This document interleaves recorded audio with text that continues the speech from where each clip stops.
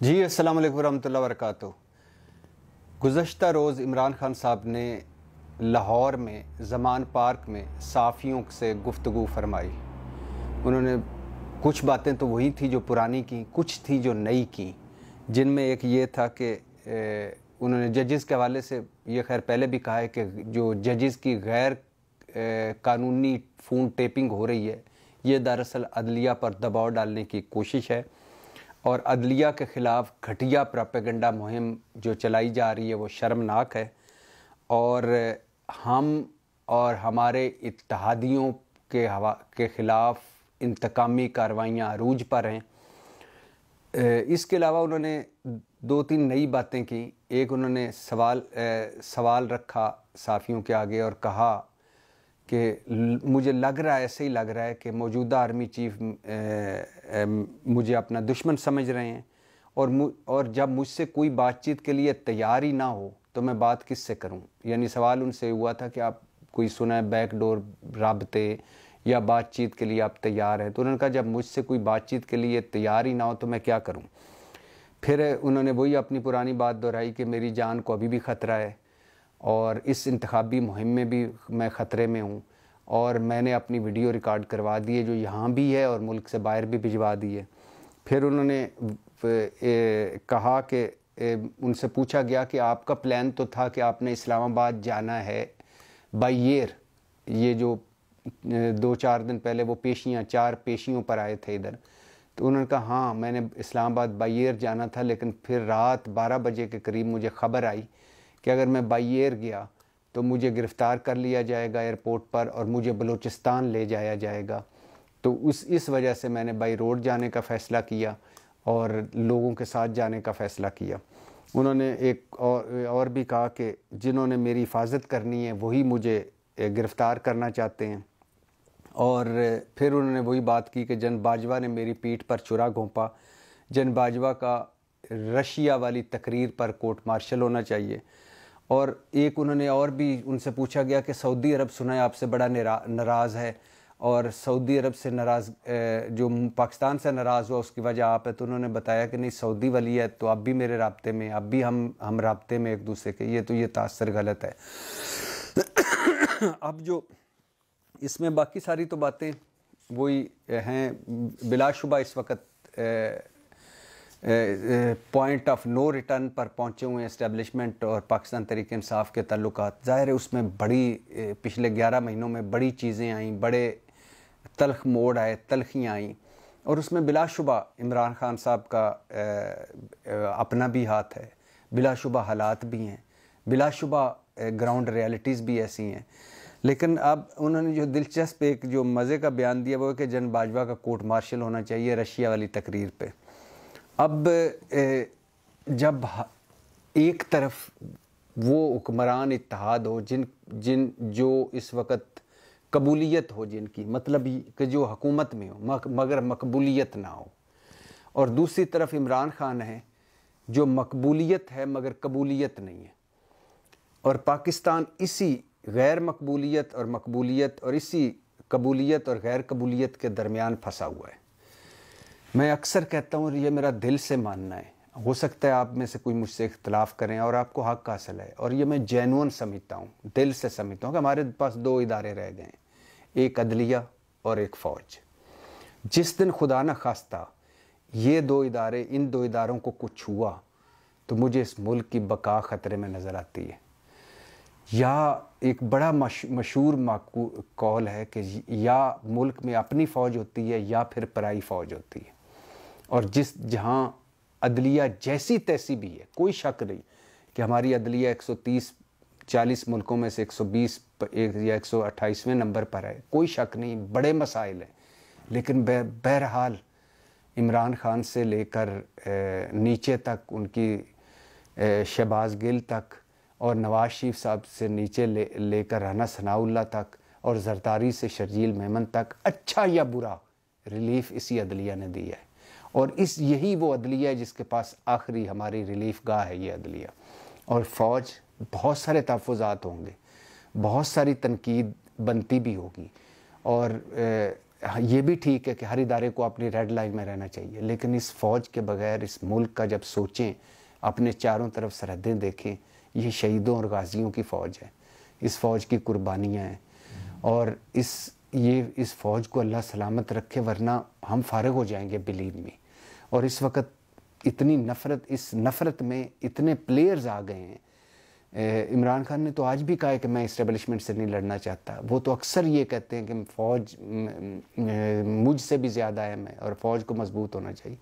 لیکن اندر اتنے پلیئرز آ گئے ہیں جو عوام کو اور فوج کو لڑانا چاہتے ہیں، جو نہیں ہونا چاہیے۔ یقین کریں ہمارا رہتا سہتا سارا ختم ہو جائے گا۔ یہ لیبیا دیکھ لیں، عراق دیکھ لیں، شام دیکھ لیں، کیا رہ گیا ہے؟ آخری ان کی دیوار فوج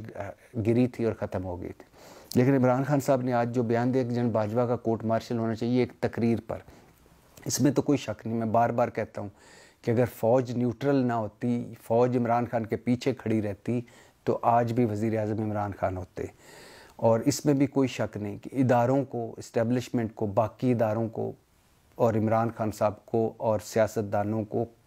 پاکستان پر، معیشت پر اور دہشت گردی پر کم از کم بات چیت کرتے رہنا چاہیے، دروازے کھلے رہنے چاہیے۔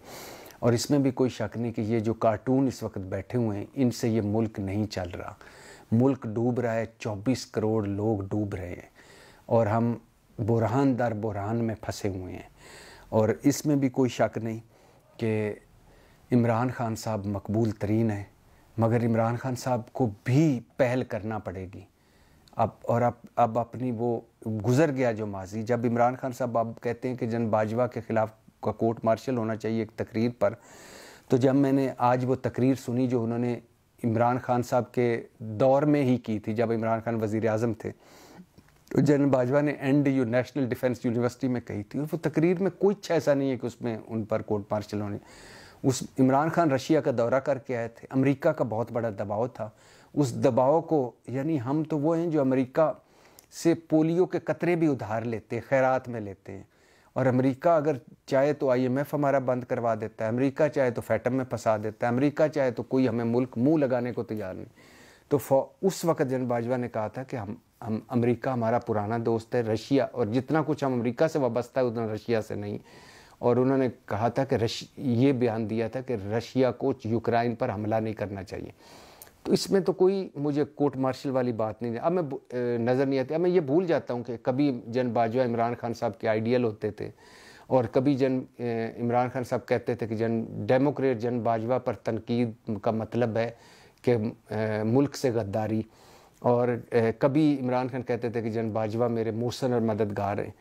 لیکن اور یہ بھی میں چھوڑ دیتا ہوں کہ اس تقریر کا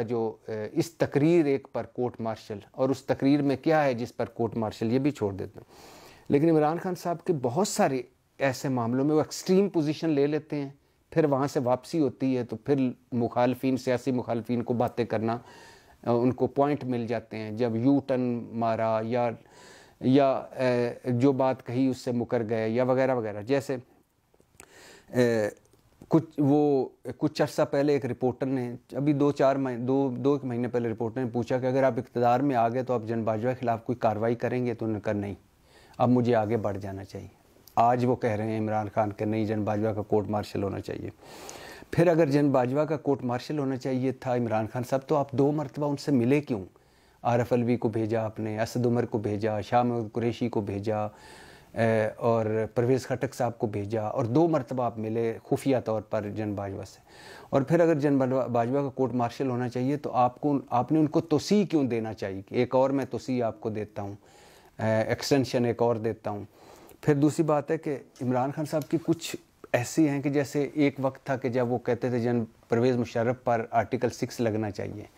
اور پھر جب وہ حکومت میں تھے تو جب آرٹیکل 6 لگایا نواز شریف نے، تو اور اس کے بعد جب حکومت میں آئے تو اپوزیشن کہتی تھی کہ ان پر آرٹیکل 6 لگ گیا تو ان کو واپس لائیں، لیکن عمران خان صاحب نے مخالف ہو گئے کہ نہیں ہونا چاہیے۔ اور ٹھیک ہوئے کہ اگر اس ملک میں پرویز مشرف جیسا، جس نے 2 جنگیں لڑی اور جس کے دور میں معیشت دیکھیں، بلدیاتی نظام دیکھیں، باقی ساری چیزیں دیکھیں، اور اس کو انہوں نے غدار بنا دی۔ وہ غدار نہیں ہو سکتے، آپ ان کا کر سکتے ہیں، یعنی آپ ٹرائل کر سکتے ہیں، یعنی اگر اس طرح دیکھا جائے تو آئین کی خلاف ورزی یا باقی سارا، خیر یہ ایک لمبی ڈیبیٹ ہے، میرا اس پہ مختلف پوائنٹ آف ویو ہو سکتا ہے، میں غلط ہوں، لیکن میرا یہ خیال ہے کہ ان پر آرٹیکل 6 نہیں لگنا چاہیے. باقی اس پہ کسی دن ہم ویسے ڈسکس کر لیں گے. تو اس کے علاوہ عمران خان صاحب نے ہمیں کہا تھا کہ امریکہ سے ہم حقیقی جنگ کی آزادی لڑ رہے ہیں، ہم غلام تھوڑی امریکہ کے. لیکن پھر عمران خان صاحب پتہ چلا کہ 3 PR فرمز کے معاہدے کریے ہیں، لابنگ فرمز کے، کیونکہ ان پاکستان تحریک انصاف اور ان کا امیج بہتر ہو امریکہ سے. تو بھائی جب ہم ایک اس سے برابری کی سطح پر دوستی کرنا چاہتے پھر امیج کی کیا ہے، اگر اس کو ہماری ضرورت ہوئی تو کر لے گی. پھر اسی طرح عمران خان صاحب نے کہا کہ ڈونلڈ لو کو برطرف کیا جائے. پھر عبداللہ ریاڑ جو عمران خان صاحب کی اوورسیز چیپٹر کا ہیڈ ہے، وہ ڈونلڈ لو سے ملاقاتیں کر رہا تھا اور انہیں کہہ رہا تھا کہ نہیں غلطی ہو گئی، آگے بڑھیں. پھر اسی طرح عمران خان صاحب نے چودھریز کو پنجاب کا سب سے بڑا ڈاکو کا، آج وہ سب سے بڑے اتحادی ہیں. MQM کو بھتہ خور اور قاتل کا، MQM بھی اتحادی رہی. عمران خان نے آزاد ممبران اور الیکٹیبل سے کہا کہ ان سے ان کو ملا کر اقتدار لینے سے بہتر اقتدار نہ لیا جائے، پھر وہ بھی ہوئے. پھر شیخ رشید کو کہا کہ اس کو تو چپڑاسی بھی نہیں رکھنا چاہیے، اور کبھی یہ جہادی بن جاتا ہے، کبھی یہ سگار پینے لگ جاتا ہے، پھر وہ بھی ساتھ ہے. تو سیاست ہماری ایسی ہے کہ جس میں بلا شبہ گراؤنڈ ریالٹیز علیحدہ ہیں اور آپ کے بیانات علیحدہ ہیں، لیکن آپ ایکسٹریم جب پوزیشن لے لیتے ہیں تو پھر یہ سیاسی مخالفین کو، جو پیپلز پارٹی جیسے، مسلم لیگ جیسے یا ان جیسے، جن کا اللہ معاف کرے، آپ اندازہ کریں کہ زرداری اور نواز شریف صاحب اگر اکٹھے اقتدار شیئر کر رہے ہیں، یعنی بھٹو اور ضیاء اکٹھے ہیں اقتدار میں، تو اس سے بڑا کیا ہے، ان کو بھی باتیں کرنے کا موقع مل جاتا ہے. تو اس وقت میرے کہنے کا مقصد یہ ہے کہ حل نکالنا چاہیے، درمیان کا رستہ نکالنا چاہیے پاکستان کے لیے، 24 کروڑ کے لیے. 2-4 قدم عمران خان صاحب کو پیچھے آنے چاہیے، 2-4 قدم اداروں کو پیچھے آنا چاہیے، 2-4 قدم باقی سیاست کو پیچھے آنے چاہیے. کوئی 2-3 پوائنٹس ہیں جس پر اکٹھے ہونا چاہیے کہ اس طرح. اب یہ تو ہو نہیں سکتا کہ پاکستان کی سب سے مقبول ترین پارٹی تحریک انصاف کو مائنس کر کے بھی نہیں آگے بڑھا جا سکتا، اور یہ بھی نہیں ہو سکتا کہ باقی پارٹیاں بھی مائنس ہو جائیں. تو اسی طرح سیاست ہونی چاہیے، سیاست کرنی چاہیے، احتساب ہونا چاہیے لٹیروں چوروں کا اور ملک لوٹنے والوں کا. لیکن پھر کہہ رہا ہوں، ہو سکتا ہے آپ کو برا لگے، لیکن یہ میں پھر کہہ رہا ہوں کہ پاکستان دہشت گردی اور معیشت پر اکٹھا ہونا ہوگا، ورنہ یہ دیر ہو جائے گی اگر ہم اسی طرح رہیں. اور فوج اور عدلیہ کی حفاظت کرنی ہوگی ہمیں، ورنہ کچھ نہیں رہے گا. پاکستان زندہ باد.